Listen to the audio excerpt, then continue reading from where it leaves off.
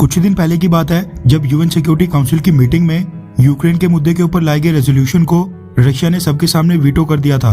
उस वक्त दुनिया को एक बार फिर से एहसास हो गया था कि यूनाइटेड नेशन सिक्योरिटी काउंसिल में परमानेंट सीट और वीटो पावर होना ये अपने आप में कितनी बड़ी ताकत है। यूएन सिक्योरिटी काउंसिल के टेबल के ऊपर सीट के लिए भारत पिछले 70 सालों से इंतजार कर रहा है। पीएम नरेंद्र मोदी की अगुवाई में इंडियन गवर्नमेंट अपनी मांग को लेकर अब काफी वोकल हो गई है। PM Modi, foreign minister doctor S Jaishankar साहब और यूएन में भारत के परमानेंट रिप्रेजेंटेटिव टीएस तिरुमूर्ति साहब और बाकी कई डिप्लोमेट्स सब के सब दुनिया के अलग अलग मंचों के ऊपर टाइम टू टाइम ये याद दिलाते रहे हैं कि भारत को परमानेंट मेंबर बनाने का अब ये सही समय आ गया है। अमेरिका, ब्रिटेन, फ्रांस और रशिया ये चारों परमानेंट सदस्य भारत को समर्थन देने की बात कई बार दोहरा चुके हैं।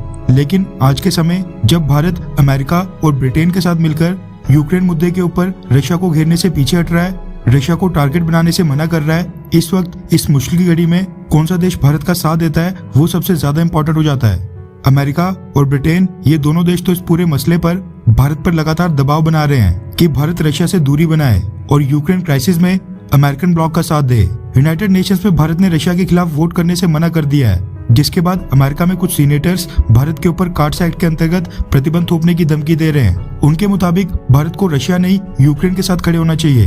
वेस्टर्न थिंक टैंक्स के बीच ये चर्चा एक बार फिर से शुरू हो गई है कि क्या वेस्टर्न देश भारत के ऊपर विश्वास करके भारत को अपना अलाई बनाकर यानी चाइना के खिलाफ भारत का साथ देकर कोई गलती तो नहीं कर रहे हैं, क्योंकि भारत समय आने के ऊपर रशिया के खिलाफ बिल्कुल नहीं जाता है। इस डिबेट के बीच अब एंट्री हो गई है फ्रांस की।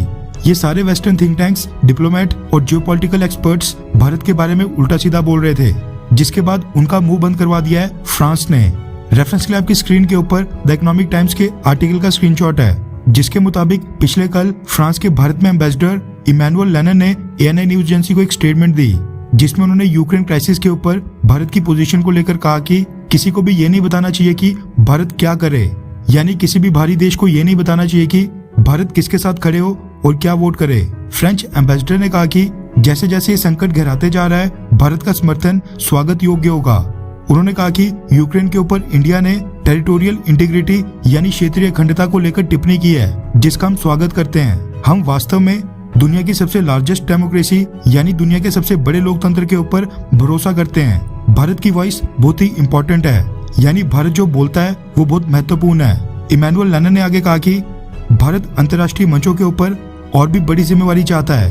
इंडिया को यूएन सिक्योरिटी काउंसिल का परमानेंट मेंबर बनाया जाए, यानी भारत को वीटो पावर मिले। इसके लिए फ्रांस भारत का जोरदार समर्थन करता है। भारत की आवाज पूरी दुनिया में सुनी जाती है, यानी उनके मुताबिक भारत क्या कहता है उससे पूरी दुनिया को फर्क पड़ता है। फ्रेंच एम्बेसडर की स्टेटमेंट से एक दिन पहले पीएम मोदी और फ्रेंच प्रेसिडेंट इमैनुअल मैक्रोन ने भी फोन कॉल के ऊपर यूक्रेन क्राइसिस के बारे में चर्चा की थी।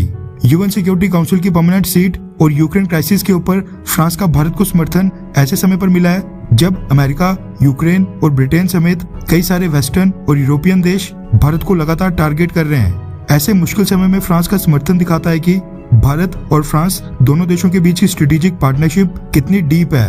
खैर, आपको क्या लगता है कि क्या भारत को कभी यूएन सिक्योरिटी काउंसिल की परमानेंट सीट मिल पाएगी? हाँ या फिर नहीं? नीचे कमेंट करके अपनी राय जरूर बताएं।